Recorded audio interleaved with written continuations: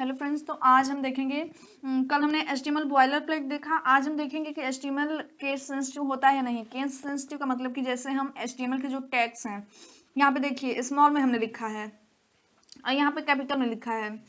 तो HTML जो होता है, HTML is not case sensitive, यानी कि यह केस सेंसिटिव नहीं होता है। इसमें आप टैग को स्मॉल में लिखें या कैपिटल में लिखें, उससे कोई प्रॉब्लम नहीं है। ठीक, जैसे पी को अगर स्मॉल में भी लिखते हैं तब भी कोई दिक्कत नहीं है, कैपिटल में लिखते हैं फिर भी कोई दिक्कत नहीं है। हेड को स्मॉल में लिखते हैं तब भी कोई दिक्कत नहीं है और कैपिटल में लिखते हैं तब भी कोई दिक्कत नहीं है। कोई कोई लैंग्वेज जो होती है वो केस सेंसिटिव होती है, यानी कि उसके टैग अगर स्मॉल में है तो आपको स्मॉल में देंगे आप, तभी वो काम करेगा, नहीं तो नहीं काम करेगा।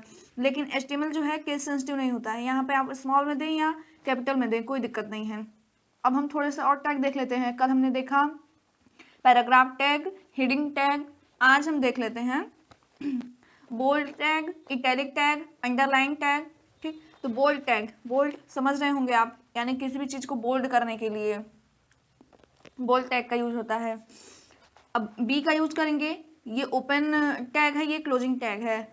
इसके बीच में जो भी चीज हमको बोल्ड करना होगा वो लिख देंगे, कंटेंट अपना, ये टैग है ये कंटेंट है। ऐसे ही अगर इटैलिक करना है, थोड़ा सा तिरछा करना है टेक्स्ट को, तो हम क्या करेंगे, आई टैग का यूज करेंगे। हमने यहाँ पे टैग को ओपन किया, यहाँ पे टैग को क्लोज किया। अगर अंडरलाइन करना है तो हम यू का यूज करेंगे अंडरलाइन करने के लिए। अभी हम रन करवा के देखेंगे तो आपको समझ में आएंगी ये चीजें कैसे क्या करना है। अब हम चलते हैं अपने VS कोड पे और रन करवाते हैं। आ जाते हैं अपने VS कोड में, और VS कोड में ये देख लीजिए मैंने फोल्डर का नेम सेव कर दिया फर्स्ट क्लास नेम से। फोल्डर का नेम कहाँ से बनाएंगे, फाइल में जाएंगे, ओपन फोल्डर करेंगे, इस पर क्लिक करने के बाद न्यू फोल्डर का ऑप्शन आएगा, वहां से आप अपने फोल्डर का नेम कुछ भी रख सकते हैं। ठीक, उसके बाद यहाँ पे फोल्डर शो करने लगेगा, यहाँ से हम फाइल बना लेते हैं, एक न्यू फाइल। ये देखिए ऑप्शन है न्यू फाइल का। अब इसको हम किसी भी नेम से सेव कर सकते हैं, जैसे index.html, लेकिन लास्ट में .html जरूर देंगे क्योंकि ये HTML का एक्सटेंशन होता है। अगर .html आप नहीं देंगे तो आपका कोड रन नहीं करेगा। index.html दे दीजिए या फिर class.html। ठीक, यहाँ से हम एंटर कर देते हैं, ये हो गया। अब हम अपने HTML का कोड लिखेंगे। तो देखिए ये जो कोड एडिटर होता है बहुत आपको आसानी प्रोवाइड करेगा कोड रन करवाने में, कोड लिखने में। जैसे हम क्या करेंगे, अपने कीबोर्ड में शिफ्ट और एक्सक्लेमेशन मार्क, वन के ऊपर जो मार्क है एक्सक्लेमेशन मार्क, उसको प्रेस करेंगे एक साथ और एंटर कर देंगे। ये बाय डिफॉल्ट कुछ कोड लिख के आ रहा है जो कि हम लोगों ने कल पढ़ा था HTML बॉयलर प्लेट। आपको याद होगा कि HTML बॉयलर प्लेट हमने कुछ पढ़ा था, लेकिन यहाँ पे कुछ कुछ चीजें जो हैं ये चीजें हमने नहीं पढ़ी थी। तो ये चीजें बाय डिफॉल्ट आ रही हैं, इसको आप हटा भी देंगे। जैसे देखिए डॉक टाइप, सबसे पहले हमने डॉक टाइप पढ़ा था। डॉक टाइप क्या है, डॉक टाइप HTML के वर्जन को बता रहा है कि HTML का कौन सा वर्जन हम यूज कर रहे हैं। फिर HTML टैग यहाँ है, HTML टैग में यहाँ पे लैंग्वेज इक्वल टू EN दिखा रहा है, यानी कि लैंग्वेज हम इंग्लिश यूज कर रहे हैं। इंग्लिश को इंग्लिश ना लिख के शॉर्टकट में EN बस लिख दिया है। इसको अगर हम हटा भी देते हैं तभी कोई दिक्कत नहीं है। फिर यहाँ पे हेड टैग है। हेड टैग में क्या हम करते हैं, हेड टैग में हम अपने मेटा डेटा लिखते हैं। जैसे कोई भी यूजर हमारे वेब पेज को देखे तो वो सबसे पहले ऊपर ही देख के जान जाए कि हम अपने वेब पेज में बनाए क्या है। यहाँ पे डॉक्यूमेंट है, यहाँ पे आप फॉर्म कर सकते हैं, फॉर्म, या फिर कार्ड कर सकते हैं, ताकि जो यूजर है वो आपका ऊपर ही देखे आपके वेब पेज पे और जान जाए कि आपने बनाया क्या है। तो हेड जो होता है वो मेटा डेटा के लिए होता है। ये कुछ बाय डिफॉल्ट लिख के आ रहा है, जिसे हम धीरे धीरे समझते रहेंगे आगे की वीडियोस में। इसको अभी हम हटा दे रहे हैं। ये यहाँ पे हेड टैग क्लोज हो गया है। अब बॉडी टैग, बॉडी टैग के अंदर हम क्या लिखते हैं, तो जो भी हमें अपने वेब पेज पे रिप्रेजेंट करवाना है वो हम बॉडी टैग के अंदर लिखते हैं। ठीक, जैसे कि हेडिंग बनानी है हमको तो बॉडी टैग के अंदर उसका कोड लिखेंगे, पैराग्राफ बनाना है तो बॉडी टैग के अंदर उसका कोड लिखेंगे। अब हम हेडिंग टैग का इसमें यूज करेंगे, फिर पैराग्राफ टैग का यूज करेंगे, बोल्ड का यूज करेंगे, इटैलिक का यूज करेंगे, अंडरलाइन का यूज करेंगे, क्योंकि ये सब टैग हम पढ़ चुके हैं। बॉडी में हम पहले, हेडिंग टैग में कितने सेक्शन होते हैं, तो 6, H1 से लेके H6 तक। तो हम पहले देखते हैं H1, इसके अंदर लिख देते हैं हेडिंग 1। ठीक, इसके बाद नीचे हम लिखते हैं H2। हम रन करवा के देखेंगे कि आखिर आ कैसे रहा है, तभी तो समझ में आएगा, और आप भी रन करवा के इसको देखिएगा।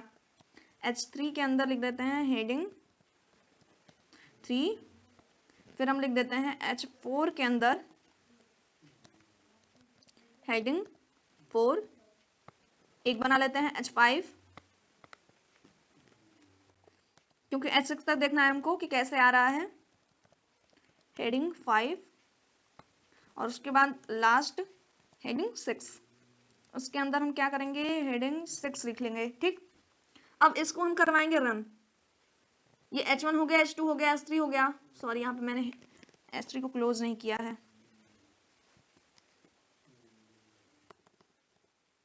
जब तक आप क्लोज नहीं करेंगे काम नहीं करेगा। HTML तो काम कर भी देगा और जो लैंग्वेज है उसमें काम नहीं करेगा, लेकिन हमको एक अच्छे डेवलपर की यही पहचान है कि वो कहाँ पे टैग ओपन हो रहा है और कहाँ पे क्लोज हो रहा है, इस चीज का ध्यान दे। ठीक, H1 ओपन हो रहा है तो क्लोज भी होना चाहिए, H2 ओपन हो रहा है तो क्लोज भी होना चाहिए। ऐसे H1 से लेकर H6 तक हमने लिख लिया। अब हम देखेंगे पैराग्राफ का भी हम लिख लेते हैं।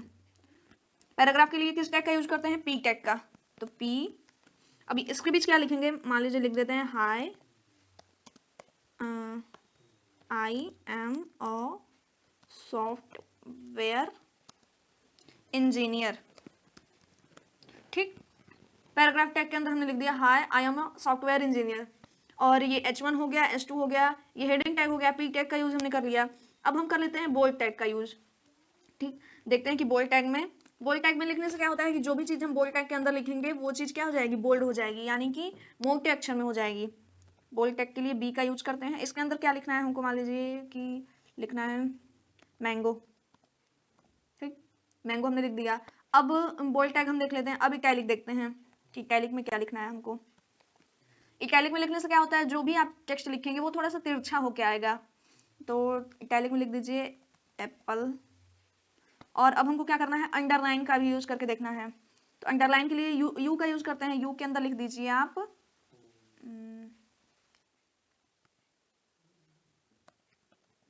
ऑरेंज। ठीक, ये S3 यहाँ पे आ गया है, इसको हटा देते हैं।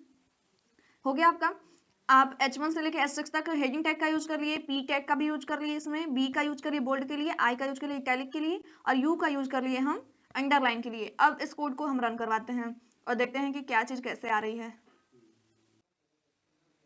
तो देखिए यहाँ पे फॉर्म क्यों दिखा रहा है, क्योंकि हमने टाइटल में, ऊपर टाइटल में हमने फॉर्म लिखा था हेड टैग के अंदर टाइटल में। अगर वहां पे हम डॉक्यूमेंट लिखते तो वहां पे डॉक्यूमेंट आता, वहां पे हमने फॉर्म लिखा है इसलिए फॉर्म आया है। अब ये हेडिंग 1, तो H1 में जो भी चीज हम लिखेंगे सबसे बड़ा दिखाएगा, H2 में जो लिखेंगे वो उससे थोड़ा सा छोटा, H6 में जो लिखेंगे वो सबसे छोटा होगा। तो जिस टाइप के हेडिंग की रिक्वायरमेंट हमको होगी उस H1 टैग का यूज कर लेंगे, हेडिंग टैग का यूज कर लेंगे। अगर नॉर्मल हेडिंग चाहिए तो H3 का यूज करेंगे, अगर एकदम ही बड़ी हेडिंग चाहिए तो H1 का यूज कर लेंगे। फिर नीचे ये देखिए हमने जो पैराग्राफ टैग के अंदर लिखा था hi I am a software engineer, यहाँ पे शो कर रहा है। यहाँ पे आ रहा है कि बोल्ड टैग के अंदर हमने लिखा था मैंगो, एप्पल और ऑरेंज। मैंगो को बोल्ड टैग के अंदर लिखा था, एप्पल को इटैलिक टैग के अंदर लिखा था आई टैग के, और ऑरेंज को अंडरलाइन टैग के अंदर लिखा था। तो एप्पल देखिए हल्का सा तिरछा होके आया है, ऑरेंज के नीचे देखिए अंडरलाइन है। तो ये छोटी छोटी चीजें हैं। अब हम सोच रहे हैं कि ये एक ही लाइन में क्यों आया, मैंगो, एप्पल और ऑरेंज। इसको हम चाहते हैं कि एप्पल ये नेक्स्ट लाइन में आए, ऑरेंज भी नेक्स्ट लाइन में आए, एक लाइन में ना आए। ठीक, तो ये जो है ये इनलाइन टैग है। ये जो बोल्ड है, इटैलिक है, ऑरेंज है, ये सब इनलाइन टैग है। इनको जितनी जरूरत रहेगी ये बस उतना ही स्पेस लेंगे। हेडिंग टैग को देखिए, यहाँ पे भी हमने कुछ का यूज नहीं किया है, लेकिन ये सब एक के बाद एक आए हैं। तो ये क्या करते हैं, ये पूरी लाइन ऑक्यूपाई कर लेते हैं। इनको भले जरूरत, ये कितने दूर में है, हेडिंग टैग यहाँ से लेके यहीं तक तो है, लेकिन इसने क्या किया, ये पूरी लाइन ऑक्यूपाई कर लिया है और हेडिंग 2 को नेक्स्ट लाइन में भेज दिया है। तो ये जो है ये ब्लॉक एलिमेंट है। और ये जो बोल्ड है, इटैलिक है, आगे ये सब चीजें हम पढ़ेंगे, लेकिन यहाँ पे मैं बस आपको बता देती हूँ ताकि आपकी कंफ्यूजन दूर हो जाए कि ये सब एक ही लाइन में क्यों आ गया और ये अलग अलग लाइन में क्यों आया है। क्योंकि हेडिंग टैग जो है वो ब्लॉक एलिमेंट है, और सॉरी इनलाइन एलिमेंट है, क्योंकि ये पूरा लाइन ऑक्यूपाई करता है, और ये जो है ब्लॉक एलिमेंट है। बोल्ड टैग और इटैलिक टैग और ये अंडरलाइन टैग ये सब ब्लॉक एलिमेंट हैं। इनको जितनी जरूरत रहेगी ये बस उतनी लाइन ऑक्यूपाई करेंगे। जैसे मैंगो इतनी दूर में है तो बस इतना ही जगह, फिर इसके आगे ये एप्पल आ गया, इसके आगे ऑरेंज आ गया। लेकिन ये क्या है, इतनी दूर में है लेकिन ये पूरी लाइन लिया है, नेक्स्ट लाइन में इसको भेज दिया है, ये भी पूरी लाइन लिया है, नेक्स्ट लाइन में इसको भेज दिया है। अब हम चाहते हैं कि मैंगो के नीचे एप्पल लिख के आए और एप्पल के नीचे ऑरेंज लिख के आए नेक्स्ट लाइन में। इसको भी हम कर सकते हैं, देखते हैं कैसे कर सकते हैं। चलते हैं अपने कोड पे, VS कोड पे। तो अब हम यहाँ देखेंगे कि मैंगो के नीचे एप्पल लाना है, एप्पल के नीचे ऑरेंज लाना है, तो किस चीज का हम यूज करेंगे। देखिए ये नहीं है कि आप इटैलिक को इसके बगल में ही लिख दिए हैं, नेक्स्ट लाइन में ही आपने लिखा है, लेकिन वो पहले से ही चीजें सेव हैं कि हेडिंग टैग जो है वो इनलाइन एलिमेंट है, यानी कि ये पूरे लाइन को ऑक्यूपाई करेंगे, और ये जो बोल्ड टैग है, इटैलिक टैग है, ये सब ब्लॉक एलिमेंट हैं। इनको बस जितनी जरूरत होगी बस उतना ही स्पेस ऑक्यूपाई करेंगे, और आगे ही दूसरी चीजें जो लिखी हैं आ जाएंगी।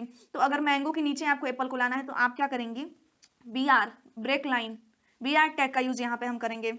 इसके नीचे अगर हम बी आर टैग का यूज कर लेते हैं, ये बस ओपन टैग ही होता है, इसका क्लोजिंग टैग नहीं होता है बी आर टैग का। सबका ओपन टैग और क्लोजिंग टैग है, लेकिन इसका बस ओपन टैग होता है, ये चीज ध्यान रखिएगा। और बी आर टैग का यूज हमेशा नेक्स्ट लाइन के लिए करते हैं, जैसे आप चाहते हैं कि मैंगो के बाद नेक्स्ट लाइन में एप्पल लिख के आए, तो इसलिए यहाँ पे हमने बी आर टैग का यूज कर लिया, क्योंकि ये चीजें एक ही लाइन में लिख के आ रही थी। अब आप चाहते हैं कि एप्पल के नीचे ऑरेंज लिख के आए, तो एप्पल के बाद भी आप बी आर टैग का यूज कर लेंगे। बी आर टैग का यूज क्यों करते हैं, लाइन ब्रेक के लिए, ठीक। और ये सब चीजें क्या है, ये इनलाइन एलिमेंट है, हेडिंग जो है, और ये क्या है, बोल्ड, इटैलिक, यू, ये सब क्या है, ये सब ब्लॉक एलिमेंट हैं, ठीक। ये चीजें हो गई। और ये जो पी है, पी भी इनलाइन एलिमेंट है, ये ध्यान दीजिएगा। पैराग्राफ टैग जो है ये भी इनलाइन एलिमेंट है, ये भी भले इतने ही दूर में है लेकिन पूरा स्पेस ऑक्यूपाई किया है। और ये सब जो है मैंगो, एप्पल, ऑरेंज, ये सब एक ही लाइन में आ गई हैं। तो इनको अलग अलग लाइन में करने के लिए हम बी आर टैग का यूज कर लेते हैं लाइन ब्रेक के लिए। रन करवा के हम देखते हैं कैसे आ रहा है। तो देखिए ये रहा, मैंगो, मैंगो के नीचे एप्पल आ गया है, एप्पल के नीचे ऑरेंज आ गया है, बी आर टैग का यूज करने की वजह से ऐसे हुआ है, ठीक। नेक्स्ट लाइन में मैंगो के नीचे एप्पल, एप्पल के नीचे ऑरेंज आ गया है, नेक्स्ट लाइन में करने के लिए। अगर अब मान लीजिए कि आप चाहते हैं कि मैंगो के नीचे एप्पल आ गया, लेकिन यहाँ से लेकर यहाँ तक एक लाइन खींची हो, जैसे हॉरिजॉन्टल लाइन होती है, लाइन एक नॉर्मल सी वैसी लाइन खींची हो, तो उसके लिए किस चीज का यूज करेंगे, ये भी हो सकता है। अब मैं दिखाती हूँ आपको। तो आ गए हम अपने कोड पे। अब यहाँ पे बी आर के नीचे हम यूज कर लेते हैं एच आर, हॉरिजॉन्टल लाइन के लिए एच आर टैग का हम यूज करते हैं। मान लीजिए बी आर अगर हटा दिए और यहाँ पे एच आर का हम यूज कर लिए, यहाँ पे भी बी आर की जगह पे एच आर का यूज कर लिए, ठीक। तो अब क्या होगी, एक लाइन खींच के आएगी। रन करवा के मैं दिखा रही हूँ आप लोग को।